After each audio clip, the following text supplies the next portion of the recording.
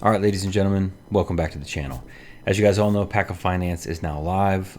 For those of you who don't know, we migrated 8-Bit Farm over to Paca Finance for a lot of different reasons. Cooler branding, more scalable. We wanted to redo the UI anyway, so we made the decision to make that pivot. It allows us to do a lot more stuff in the financial space and not really just be bucketed into farms and pools. So that's what we did, and you guys have probably been keeping tabs on the migration and everything that's happened over the last week. Most of it went really well. There are some issues that we've been resolving, a few missing stakes that we've got all the support tickets in. We only have a few left, so most of you guys should see that populated now. The other thing I wanted to update you on is mobile. We're doing a refresh on that. We found a way to speed that up and make it a lot faster. It's having a hard time pulling some of that data from the blockchain. So some of you guys are logging in, your wallet's connecting, but you're not allowed to see, or it's not allowing you to see your stakes.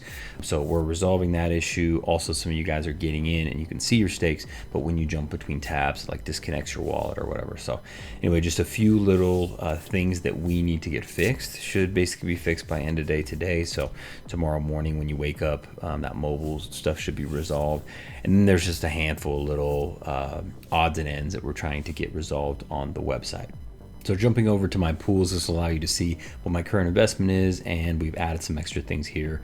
For those of you who are not familiar with Paca, we've had a lot of questions about how Paca works, what it really is and what it does. I'll explain that in a little bit of detail in just a second, because I know some of you guys have been wanting to get in, but you're not clear on where the revenue comes from and all that. So I want to make sure that that's perfectly clear.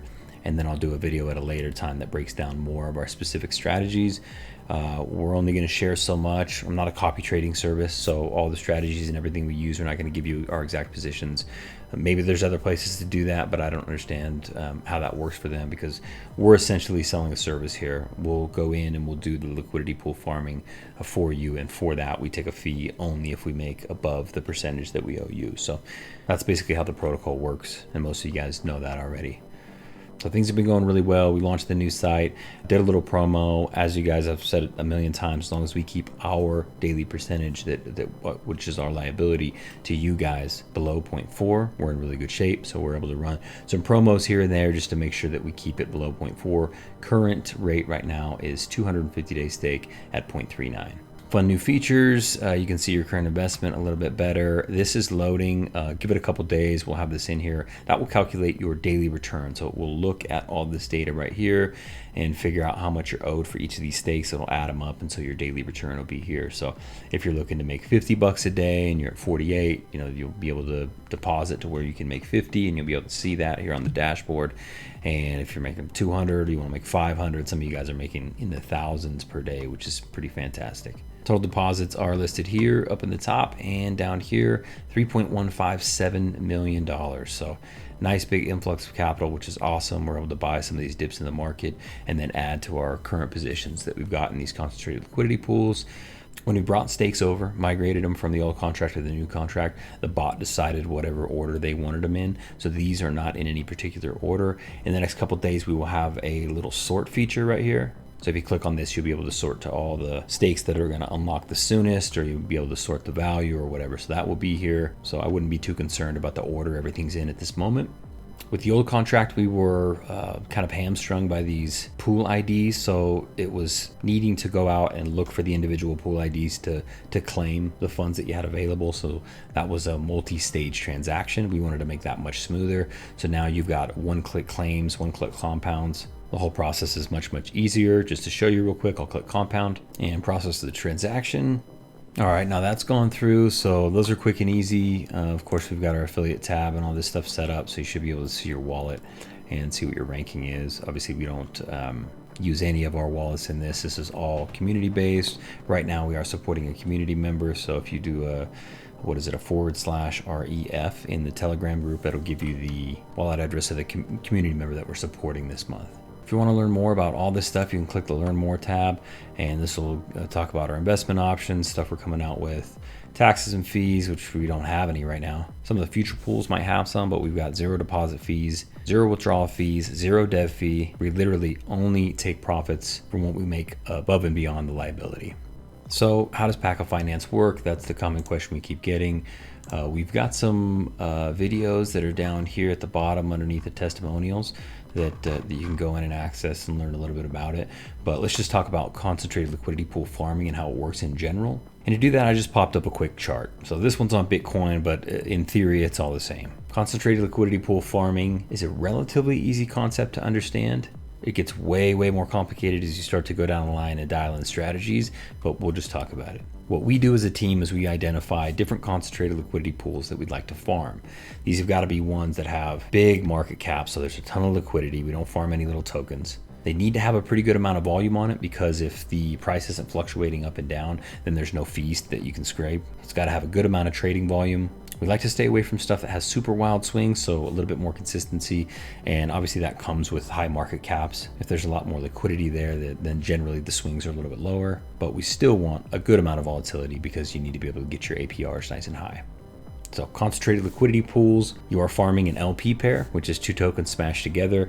Now, much different strategies depending on which direction you're trying to go, but sometimes it is a token and a stable coin. So as the value of the pair goes up, it starts to sell you out of the token and into the stable coin, and as it goes down, it does the opposite. So it sells you out of your position of the USDT or whatever the stable coin is, USDC, and it buys you back into that currency on the way down.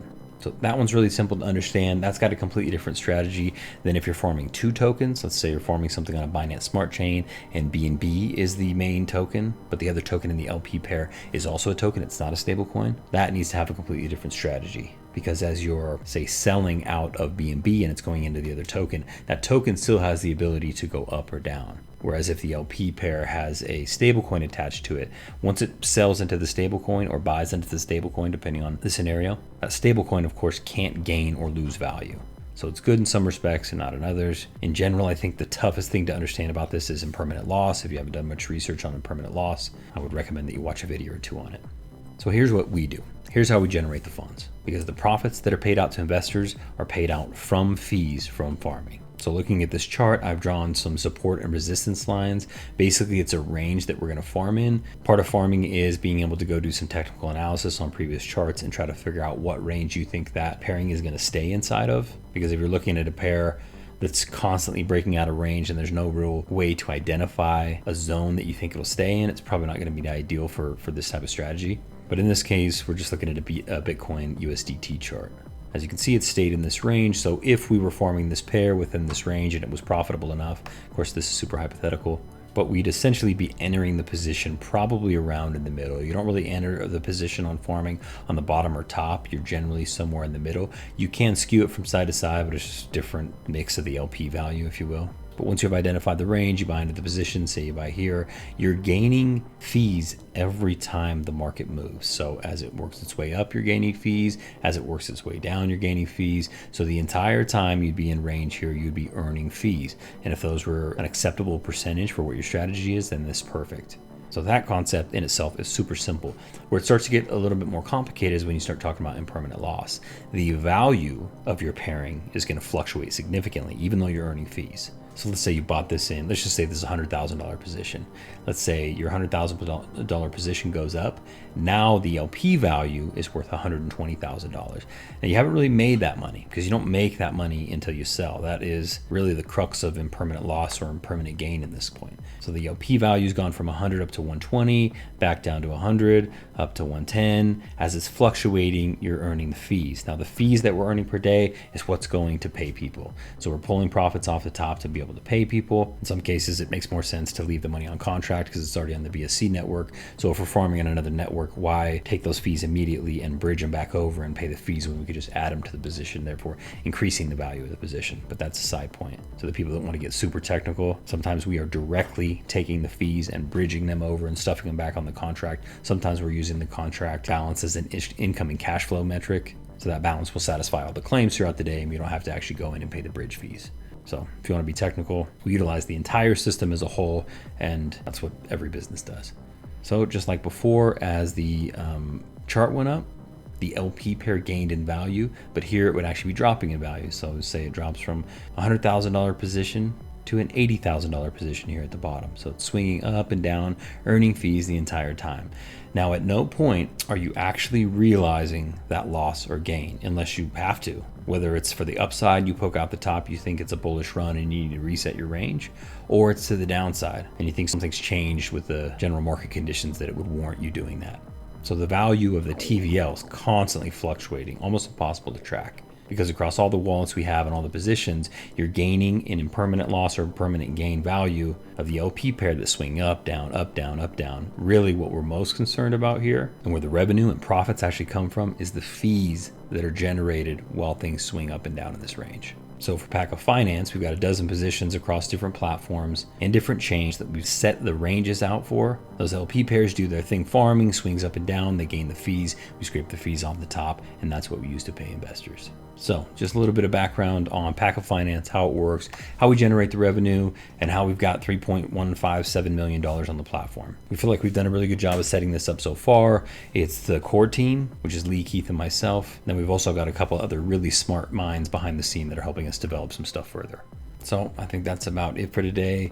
Those are the updates on Paca, on the new UI and all the transition and everything. Trust me, there's a couple other things in here that we want to get resolved. It's all on the list. So over the next few days, you'll see the updates made. There's a handful of tiny little things that I like to tweak. So if you see some slight little changes, little nuances on the website over the next few days, don't be alarmed. We're just making some updates to try to make it perfect. And hopefully that gives a little clarity on what Paca is and what we're doing to farm and generate revenue and how this is actually sustainable.